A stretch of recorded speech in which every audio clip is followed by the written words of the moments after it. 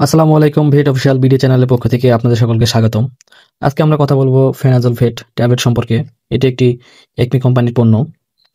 উপাদান প্রতিটি বোলাসে আছে ফেনবেন্ডাজল বিপি 250 মিলিগ্রাম। নির্দেশনা: ছাগল, ভেড়া, বাছুর, গরু ও মহিষের গোলকৃমি, ফিতাকৃমি ও ফুসফুসে কৃমি চিকিৎসায়, ঘোড়ার গোলকৃমি চিকিৎসায়, কুকুর বিড়ালের গোলকৃমি ও ফিতাকৃমি চিকিৎসায়। প্রয়োগ মাত্রা ও প্রয়োগ বিধি: কেবলমাত্র মুখে খাওয়ানোর জন্য। ছাগল ভেড়া একটি বোলাস 5 মিলিগ্রাম পার কেজি দৈহিক ওজন হিসেবে একবার খাওয়াতে হবে।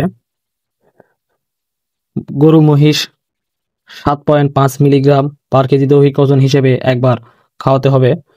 কুকুর বিড়াল 20 মিলিগ্রাম পার কেজি দৈহিক ওজন হিসেবে প্রতিদিন একবার করে 5 দিন খাওয়াতে হবে।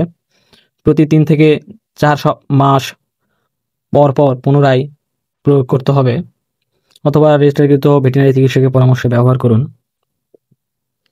প্রতি নির্দেশনা: কলিজাকৃমি চিকিৎসায় 14 দিনের মধ্যে এবং 3 মাসের কম বয়সের পশুতে ব্যবহার করা উচিত নয়। পার্শ্ব প্রতিক্রিয়া: মারাত্মক ফুসফুসের কৃমিতে আক্রান্ত গরুতে অ্যালার্জি দেখা দিতে পারে।